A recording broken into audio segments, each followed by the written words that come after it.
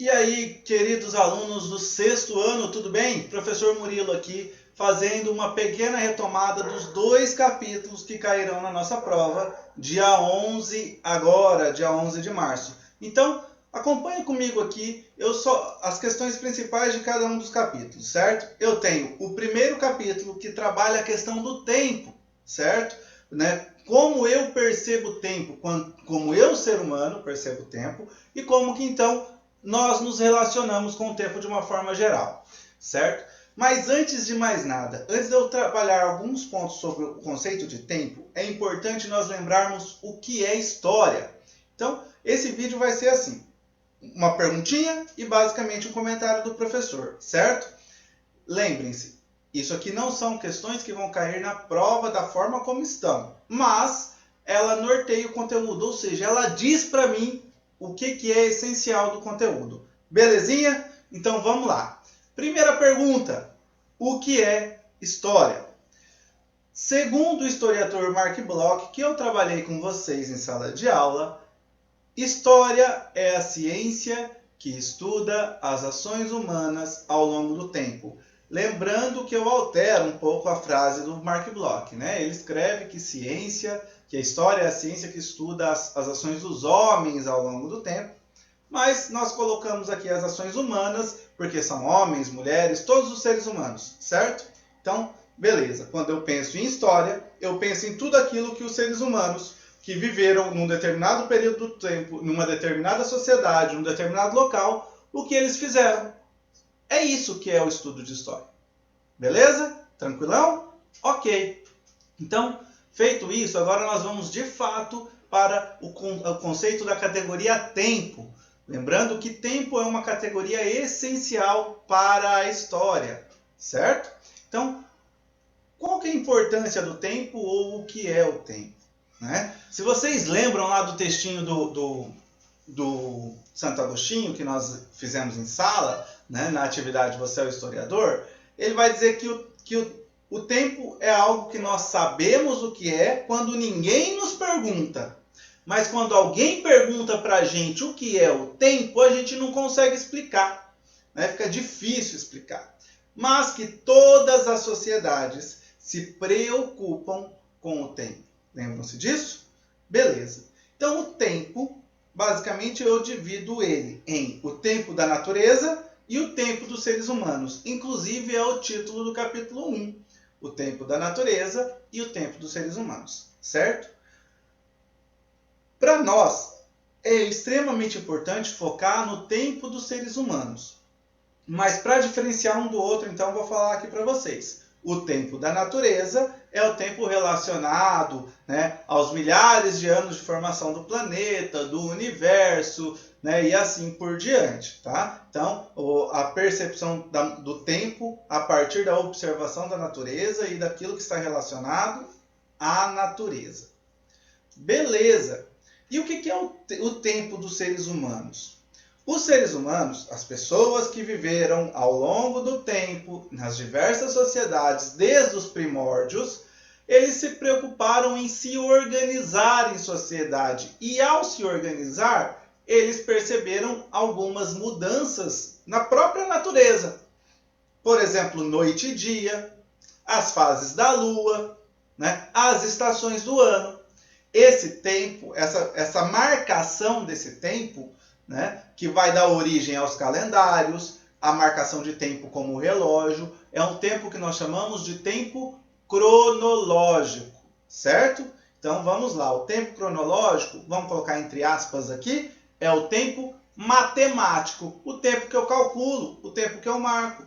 Né? Quando eu estou lá em sala de aula, doido para acabar a aula de história, porque o professor Murilo não para de falar 1 minuto e cansa, né? Eu fico lá, falta quanto tempo para acabar a aula? Estou com fome. Né? Eu estou pensando no tempo cronológico, ok? Tranquilo? Beleza. Isso é uma das categorias do tempo, então, tempo cronológico.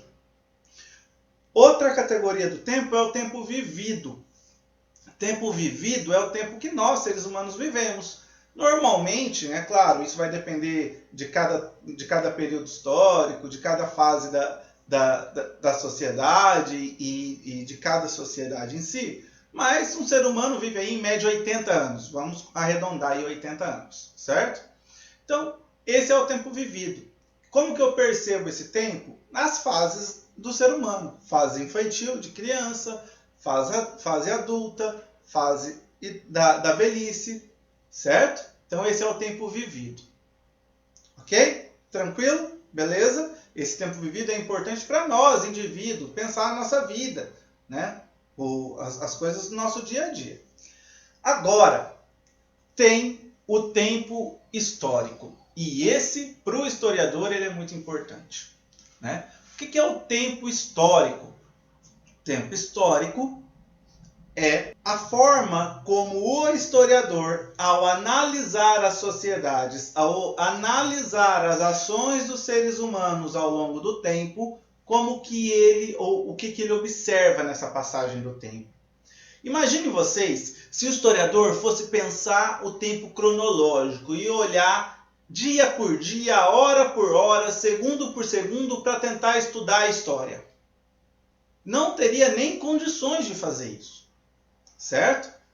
Então, por conta disso, o historiador ele olha para o quê? Ele olha para as mudanças e as permanências que ocorrem dentro das sociedades ao longo do tempo.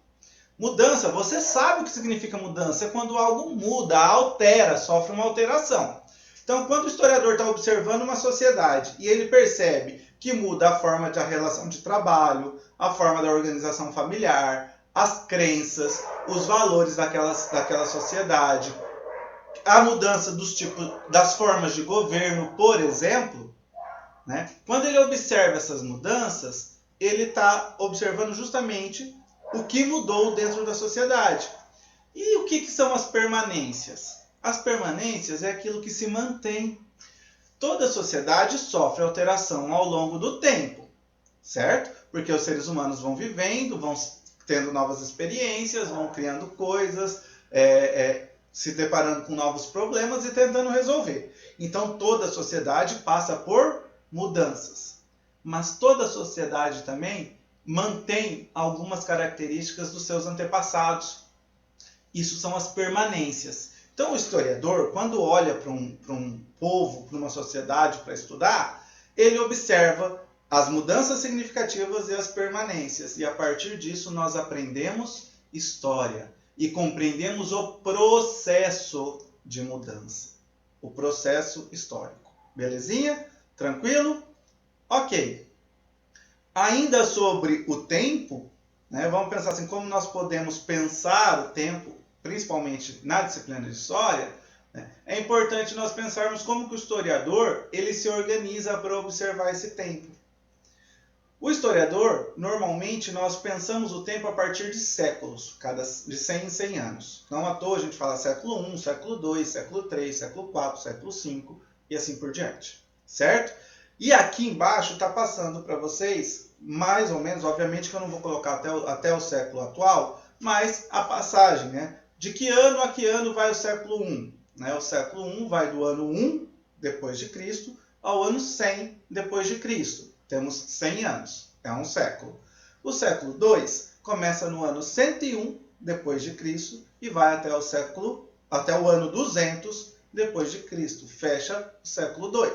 E assim por diante. Vai passar aqui embaixo para vocês bonitinho, ok? E assim eu consigo me localizar no tempo, eu consigo me localizar na história, nos períodos históricos. Na necessidade de se localizar no tempo histórico, os historiadores do século XIX criaram aquilo que nós chamamos de linha do tempo. Essa linha do tempo também vai estar aqui embaixo. O que significa essa linha do tempo? Essa linha do tempo é uma forma, lembrem-se disso, ela não é natural. Foram os historiadores europeus do século XIX que, naquele momento histórico, dividiram a história em diversos períodos e colocaram fatos históricos que marcam essa mudança.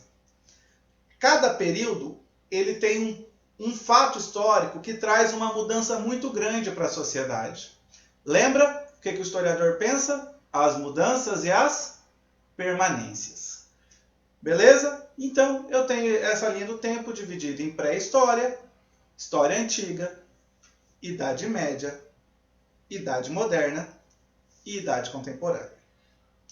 Beleza, galera? E assim, nós nos relacionamos com o tempo e observamos a passagem do tempo, observamos aquilo que os seres humanos fizeram ao longo deste tempo. O capítulo 1 foca nessas questões.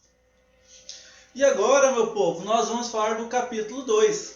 Capítulo 2 é aquele que fala do papel do historiador, como que o historiador pensa, utiliza os vestígios do passado, como que ele narra a história, como que o historiador olha para o passado e, a partir do seu estudo sobre esse passado, como que ele produz conhecimento histórico. Está lá no material de vocês falando historiador, um detetive do passado. Né? É o título do capítulo. Então vamos lá. O que eu tenho que pensar aqui? Basicamente, né, eu vou pensar quem que faz a história, ou seja, quem são os atores que participam da história. Eu vou pensar o que são fontes históricas, a partir do que, né? Quais são os documentos que os historiadores pensam, estudam, analisam, certo? E também vou pensar aqui a diferença entre fato histórico e processo histórico. Lembrando que o processo, né, é o importante para compreender a história. A melhor forma de eu compreender a história é eu compreendendo o processo em si. E não apenas sabendo do fato. Né? Por exemplo, a invenção da escrita. A invenção da escrita é apenas um fato. Mas o processo de desenvolvimento das sociedades pré-históricas, né, até o processo de desenvolvimento da formas de comunicação entre os seres humanos, até o surgimento da escrita, todo o processo é importante. E quando eu compreendo todo o processo histórico, né, eu compreendo a história. E eu posso compreender melhor o presente também a partir disso. Beleza? Então vamos lá. Capítulo 2, primeira pergunta. Quem faz a história? Quem faz a história são aqueles que nós chamamos de sujeitos históricos. Lembram-se disso? Quem são os sujeitos históricos? Os sujeitos históricos são todos os seres humanos, homens, mulheres, crianças, jovens, adultos, que passaram pela história, que viveram ao longo do tempo, nasceram, cresceram e vieram a falecer, vieram a morrer, certo? Obviamente que alguns desses personagens vão entrar para a história como grandes líderes, grandes políticos, mestres, guerreiros e assim por diante, certo? Mas não podemos esquecer que ninguém faz nada sozinho. Ninguém organiza um estado sozinho, ninguém desenvolve uma nova tecnologia sozinho, ninguém promove, né, uma mudança dentro daquela lógica de mudança e permanência sozinho. Né? Ele sempre tem toda uma sociedade em volta desse processo. Então, todos aqueles que fazem parte daquela sociedade são sujeitos históricos, mesmo que os seus nomes, as suas características, os seus feitos não estejam ali narrados no processo histórico. Beleza? Tranquilo? Ok. Segunda pergunta. O que são fontes históricas? Né? Como que eu, historiador, consigo analisar tudo isso, sei de tudo isso, né? E como que eu posso transformar isso em conhecimento para você, aluno, né? E para a sociedade como um todo? Analisando as fontes históricas, os documentos deixados pelas pessoas, pelos sujeitos históricos. Isso significa que o historiador olha para os vestígios do passado. Vestígios são as fontes, são aquilo, né, produzido pelos seres humanos ao longo do tempo. E aqui é importante, porque tudo aquilo que o ser humano produziu e que a gente tem acesso, lembrando que depende daquilo que nós temos como acesso, que a gente consegue estudar, analisar, pensar, né? E aí, para poder responder alguma pergunta sobre essa sociedade ou sobre esse passado. as fontes históricas, então, elas podem ser da cultura material ou da cultura imaterial. Cultura material, tudo aquilo que possui matéria. Celular possui matéria, caneta possui matéria, caderno possui matéria, né? Roupas possui matéria, tudo isso, certo? Tudo isso é fonte material, ok? Outra coisa, vamos lá, professor, daí eu falei que crianças também são sujeitos históricos, né? Sim, bonecos, brinquedos também são fontes históricas, porque, olha só, se eu tenho um boneco ou do passado, um brinquedo do passado, eu posso narrar, eu posso compreender como que as crianças daquele passado viviam, brincavam, se divertiam, se organizavam, certo? Olha que interessante, tudo para o historiador pode ser uma fonte histórica. Só se torna fonte histórica quando o historiador vai analisar, certo? Então, todo esse vestígio do passado se torna documento e fonte histórica quando o historiador vai analisar. E existe também a cultura imaterial, aquilo que não possui matéria. As tradições, os costumes, as cantigas, músicas, ritos religiosos, tudo isso que não tem materialidade, mas que de alguma forma foi transmitido oralmente, assim por diante, né? Tudo isso também constitui fonte histórica, também constitui documento que o historiador olha, observa, analisa, compara, né? Coloca esses documentos todos juntos para análise e pensa sobre essa matéria, certo? Então eu tenho, dentro da cultura material, fonte material, né, de objetos e afins não escritos, e fontes escritas também, né? Aliás, as fontes escritas são as fontes que os historiadores mais gostam, né? Os historiadores adoram analisar textos, documentos, jornais e assim por diante, né? E conseguimos, a partir do documento escrito, né, compreender muito do passado. Beleza? Ok. Professor, já sei quem faz a história, já sei que são os sujeitos históricos, já sei que o historiador analisa essas ações do passado e narra essa história a partir da observação das fontes históricas, mas qual que é a diferença entre fato histórico e processo histórico? Né? Porque tudo isso vai me dar, né, enquanto conhecimento do fato e dos processos. Fato histórico, basicamente, é um fato pontual, né?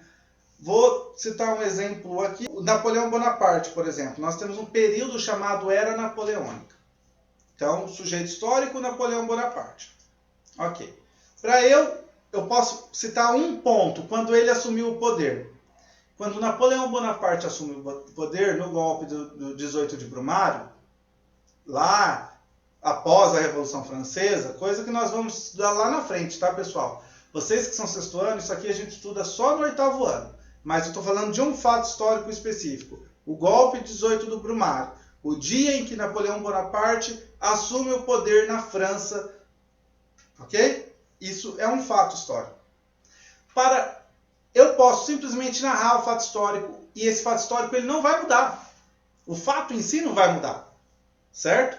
Porém, para que eu possa compreender esse fato, para que eu possa compreender as mudanças e as permanências que ocorrem a partir desse momento histórico, a partir desse fato histórico, é importante que eu compreenda o processo. Processo é a continuidade, certo? Então, quando eu penso em história, eu penso ela enquanto processo, porque eu estou analisando vários fatos históricos, um fato histórico que influencia em outro, e que assim vai gerando um conhecimento histórico, né? Então eu posso compreender de fato a importância de Napoleão Bonaparte para a história da França e para a história europeia e de certa forma para a história mundial a partir só do golpe de 18 de Brumário? Não. Eu tenho que compreender quem foi Napoleão Bonaparte inserido no processo da Revolução Francesa que ocorreu antes do golpe de 18 de Brumário, como que ele se relaciona com as ideias daquele período, com as as tradições, os costumes daquele momento histórico e as consequências dos atos dele, as consequências do golpe, quando ele assume o poder na França, as consequências das ações dele no governo da França. Então eu olho vários fatos históricos que se conectam um ao outro, gerando uma ideia de processo, de continuidade, fase após fase. Ok? E a partir disso, então, eu posso compreender a história. Eu posso compreender os conteúdos de história, as ações humanas ao longo do tempo, a importância para a sociedade como um todo desse processo de desenvolvimento do ser humano, desse processo histórico, né, que o ser humano, desde quando surgiu, vem interagindo no tempo, em sociedade, produzindo coisas novas, conhecimento e assim por diante.